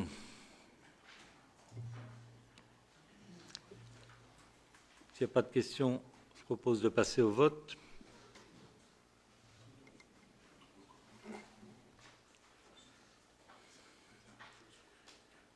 Fermeture des votes, unanimité, je vous remercie. Point suivant qui a été abordé hier en commission et dont on a souhaité, certains membres de notre Assemblée ont souhaité quelques modifications. Le projet modifié se trouve normalement dans les fardes. Marie-Ève. Donc, comme Jean-Marie l'a dit, c'est un appel à projet donc, qui a été discuté en commission hier et donc je remercie à nouveau la bonne collaboration qu'il y a eu par rapport au projet et je remercie également le Conseil pour les propositions qui ont été faites, notamment en lien avec les délais pour l'introduction des dossiers et pour la réalisation des projets. Donc, vous le savez, notre territoire a été lourdement touché par la Première Guerre mondiale donc, de 14-18, mais également par la bataille des Ardennes, qui est vraiment un des événements les plus mémorables donc, de la Seconde Guerre mondiale. Ça a énormément marqué les esprits. Et encore aujourd'hui, c'est vrai que l'émotion est encore très forte sur le territoire. Et donc, c'est pour ça que, pour nous, c'est vraiment essentiel de pouvoir, on va dire, transmettre le souvenir de ces épisodes marquants aux jeunes générations notamment, mais pas que, vraiment dans un souci de travail de mémoire et bien évidemment de transmission des valeurs de respect de l'autre, de tolérance, de civisme et de paix, et surtout donc en ces temps incertains qu'on connaît actuellement. Et donc c'est pour ça donc qu'on lance cet appel à projet. Qui est en lien avec le tourisme, la culture et la citoyenneté. Les objectifs, comme je l'ai dit, c'est vraiment de pouvoir impulser et soutenir les projets mémoriels, notamment auprès des jeunes générations, mais comme je l'ai dit, pas que. Et alors valoriser donc, les traces de ces événements à des fins de tourisme mémoriel. Alors, quelques mots peut-être pour bien clarifier le cadre de cet appel à projet. Donc, les objectifs, je l'ai dit, c'est de pouvoir transmettre des valeurs citoyennes à tous et notamment aux jeunes générations, de pouvoir valoriser les traces du passé à des fins touristiques, de favoriser également la créativité dans le domaine de la culture et de l'éducation permanente. Qui pourra répondre à cet appel à projet? Donc, ce sont les opérateurs culturels et d'éducation permanente qui sont reconnus par la Fédération Wallonie-Bruxelles, les opérateurs touristiques reconnus par le CGT, les associations constituées ou de fait non reconnues, les communes et les établissements scolaires. Au niveau des types de projets, donc c'est très très large parce que seront concernés tant les événements de commémoration que les publications, les supports, les outils historiques ou pédagogiques, les expositions, les manifestations, mais également les conférences. Au niveau des critères d'évaluation, bien évidemment, il faudra que le projet soit en lien direct et évident avec les commémorations, qu'il ait des retombées touristiques, on en a déjà parlé. Il peut être récurrent, mais voilà, il faudra quand même être attentif à avoir une dimension exceptionnelle. Ce qui est essentiel pour nous, et je pense pour l'ensemble du Conseil, c'est qu'il y ait une transmission des valeurs citoyennes, d'ouverture à l'autre, et surtout, donc, comme je l'ai dit, dans les contextes actuels qu'on connaît actuellement. Et alors, le public visé, ce sera bien évidemment tout citoyen, avec un focus donc sur les jeunes. Au niveau du jury, donc, il sera représenté par des personnalités politiques et donc notamment des représentants des partis issus donc du Conseil provincial et des représentants donc des cabinets qui sont concernés, des experts désignés par le Conseil, un représentant du Conseil consultatif des aînés et du Conseil provincial des jeunes. Et donc voilà, donc l'enveloppe globale est de 25 000 € et avec un plafond donc de 5 000 € par projet. Et donc, les actions, les projets plutôt, doivent être réalisés dans un délai de 24 mois. Concrètement, donc, la date de lancement de l'appel à projet, ce sera donc dès aujourd'hui, avec une date de clôture des candidatures qui a été décidée au 14 juin. Voilà, donc je pense que j'ai fait le tour de l'ensemble de l'appel à projet. Et donc, il est proposé de marquer accord sur cet appel à projet. Merci. Merci Marie-Ève. Des questions? Michel? Monsieur le Président, donc en relisant le texte qui est le texte modifié par rapport à notre commission d'hier, à 3 reprises, on fixe donc la durée de faisabilité du projet par les associations à 24 mois, ce qui était l'une de nos demandes. Par contre, la date du début de ces 24 mois me paraît un peu problématique, même dans sa rédaction. Je pense que ce n'est pas très français. Moi, je suggère qu'on indique que c'est dans les 24 mois de la notification de l'octroi de subsides. Point. Tu sais dire c'est à quelle page? Vous le mettez à la page 3, vous le mettez 2 fois à la page 3 et 1 fois à la page 4 de votre attendu, et j'imagine que voilà, on pourrait le corriger de la même manière dans ces 3 phrases. Ok, ben pour moi on peut corriger en ce sens. Pour moi il n'y a pas de problème. Et alors, une petite correction, je trouve que association constituée ou de fait non reconnue, ça me paraît un peu étrange. Je mettrais plutôt association de fait et de droit. Voilà, ça couvre évidemment les associations qui pourraient se mettre en route, je dirais, entre amis sans avoir une structure juridique, comme et y compris des maisons du tourisme, par exemple. Oui, pas de souci. Merci Michel pour cette proposition dont on prend acte. Monsieur, oui, si vous me permettez, Monsieur le Président. Ça met 203. Voilà, mais je suis dans la suite de ma question, même si elle ne se réfère pas tout à fait au texte ici, mais elle résulte plutôt de la présentation. On l'a déjà dit hier, donc il y aura des représentants de notre conseil, ce qui est évidemment la moindre des choses, et il y aura un représentant de chaque cabinet, de chaque député. Concerné. Donc, cabinet concerné par la matière. Oui, oui, enfin, vous m'avez dit hier qu'ils viendraient des 4. Donc, des 3. Voilà. Ah, 3. Non, Coralie n'est pas concernée. La nuit à portée conseil, c'est déjà très bien. Et hier, j'ai précisément expliqué ça hier. Alors, donc j'ai une question très précise, mais que je vous adresse, Monsieur le Président. Je souhaiterais avoir la liste des cabinets des députés à la date du 1er janvier 2024 et la même liste à la date du 1er avril 2024. Merci, Monsieur le Président. Personnellement, je n'y vois pas d'inconvénient. Je pense que c'est une question qui est tout à fait légitime de la part de notre Assemblée. Voilà. Merci. Pas de souci. On y veillera. Merci, Monsieur le Président. De rien, Michel. Simon. Oui, merci. Moi, sur la constitution du jury, je voudrais savoir ce qu'on appelle des personnalités politiques provinciales. Mais c'est ce que je viens d'expliquer, en fait, tu vois. Donc, c'est les représentants des cabinets et surtout donc un membre par parti politique, parti politique représenté au conseil. Donc, les 4 partis. Donc, un membre par parti, donc un membre conseiller de provincial. De chaque groupe politique représenté au conseil. Mais conseiller. Oui, c'est généralement ce qu'on fait, oui. Bah, je sais, c'est parce que Oui, c'est pas clairement indiqué. Bon, on peut reclarifier la formulation. Conseiller provincial. Ok, merci. Pas d'autres demandes de parole? Passons au vote sur ce point.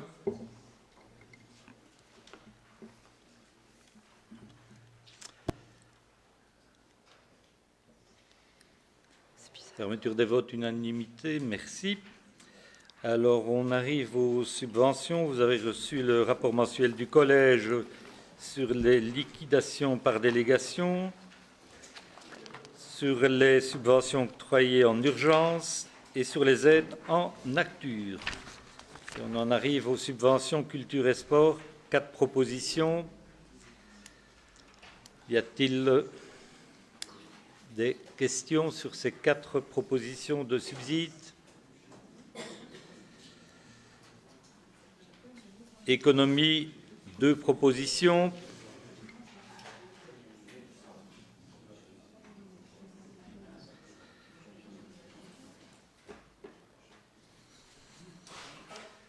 Tourisme, 2 propositions.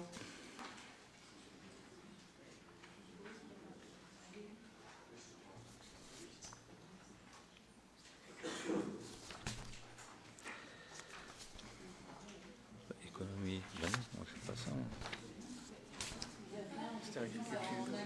Oui, pardon. Oui. Effectivement, tourisme, il n'y en a pas. Agriculture.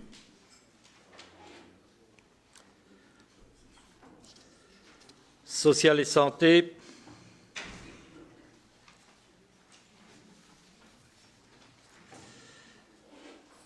Et une série d'événements incontournables.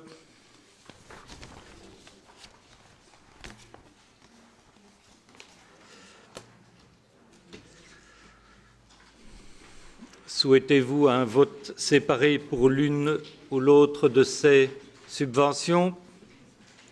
Vote global, ouverture des votes.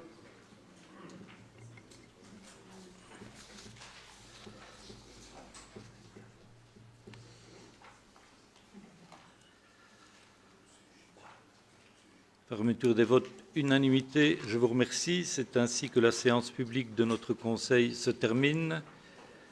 Merci à la presse, merci aux agents pour leur retransmission. Je souhaite un bon week-end de Pâques. Malheureusement, pas sous le soleil.